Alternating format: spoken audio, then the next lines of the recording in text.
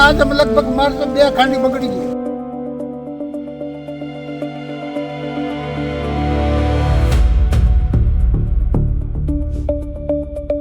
पड़ी गई लुगड़ा बधा चढ़ाई गया।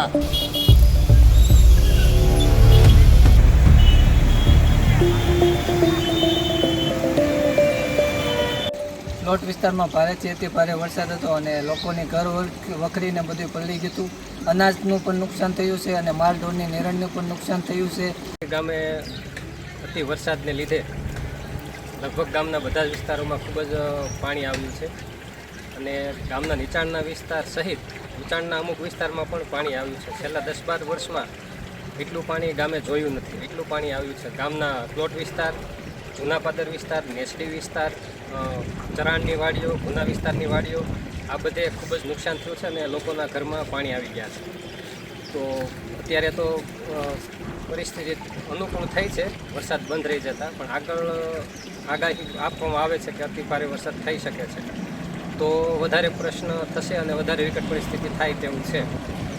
હાલમાં લોકોના ઘરે પાણી છે અને ઘર વખરી પણ ખાસા પ્રમાણમાં બગડી છે બધા જ લોકોની, અને ઘણા ઘરો એવા છે કે પડી ગયા છે અને લોકોને વાડી વિસ્તારમાં સ્થળાંતરિત થવું હતું તો પણ નહોતું થઈ શકતા નહોતા, એટલી વિકટ પરિસ્થિતિ ઊભી થઈ હતી. અને નદી અને ગામ વચ્ચે કોઈ આવવા જવાની વસ્તુ માનો કે એવું કોઈ માધ્યમ નહોતું કે વાડી વિસ્તારના લોકો ગામમાં આવી શકે કે ગામના વાડી વિસ્તારમાં જઈ શકે. અને ત્યાં પણ લગભગ જુદા જુદા વિસ્તારમાં 50-50 ઘરના જે છે એ અસરગ્રસ્ત થયા છે. તો આમ નાગેશ્રી ગામમાં ખૂબ જ મોટું નુકસાન થયું છે ખેડૂતોને પણ અને રહેવા. આમાં કોઈ માલ ઢોરની નિરણ બગડી ગઈ। અનાજ અમે લગભગ માર્ચ में 2 ખાંડી બગડી ગઈ।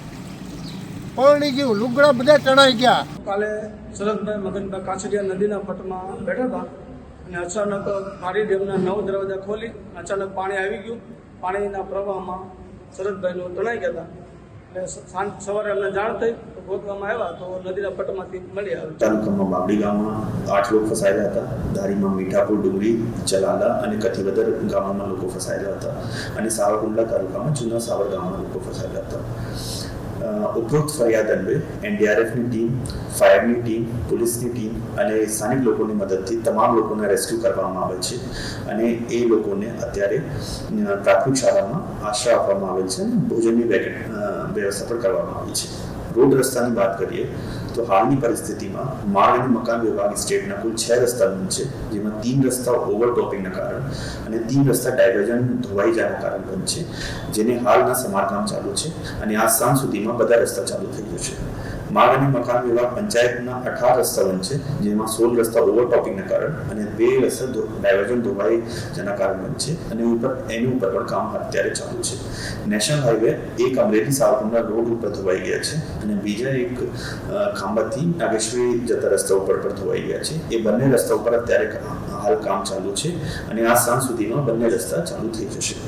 પીજીવીસીએલના કુલ 359 ફીડર અસરગ્રસ્ત હતા, જે પૈકી 248 ફીડર ચાલુ થઈ ગયા છે અને બાકી 111 ફીડરની હાલ ચાલુ કરવાની કાર્યવાહી ચાલુ છે, જે પણ આ સાંજ સુધીમાં ચાલુ થઈ જશે। અત્યારે વરસાદ ગઈકાલ રાતથી રોકાઈ ગઈ છે। અત્યારે જિલ્લામાં રેડ એલર્ટ છે અને તંત્ર અને આખી ટીમ એલર્ટ મોડ ઉપર છે અને કોઈ પણ અગર પરિસ્થિતિ ઊભી થાય તો અમે તૈયાર છીએ અને બધા સિટીઝન્સથી અમારી અપેક્ષા છે કે આપ પણ સતર્ક રહો અને તંત્રની બધી સૂચનાઓનું પાલન કરો।